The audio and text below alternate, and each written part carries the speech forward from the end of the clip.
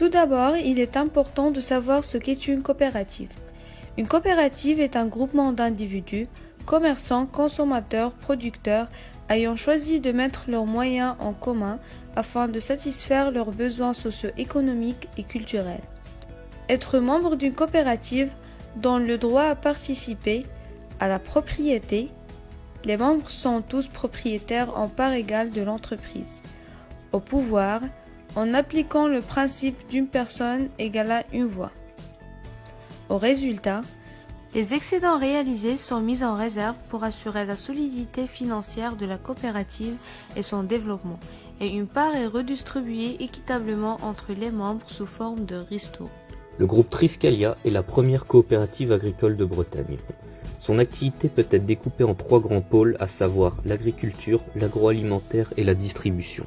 Le groupe a pour vocation de rester ancré sur le territoire breton et ainsi développer l'exploitation agricole locale, l'objectif étant de mobiliser toutes les potentialités du territoire. Dossier est un groupe agroalimentaire composé de 4 branches d'activité: agriculture, légumes, transformation et les œufs. Le groupe est implanté principalement en Bretagne, mais aussi présent dans le reste de la France et à l'international.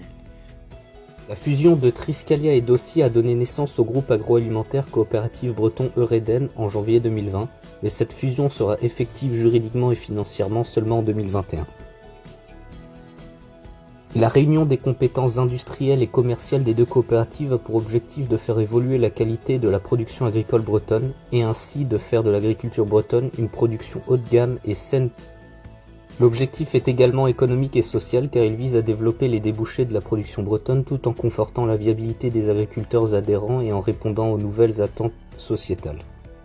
Le groupe souhaite passer de 3 à 5 milliards d'euros de chiffre d'affaires mais vise également l'amélioration de la performance, le développement régional, national et international ainsi que le développement du bio. Il veut par ailleurs attirer davantage de jeunes producteurs.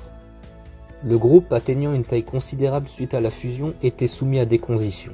Cession de nombreuses infrastructures de collecte ainsi que de certains points de vente car sinon il posséderait plus de 70% de parts de marché dans certaines zones.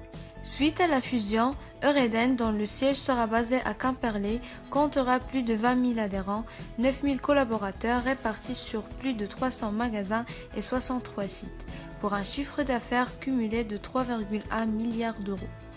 Nous vous remercions d'avoir regardé cette vidéo, espérant qu'elle vous aura plu. N'hésitez pas à la partager.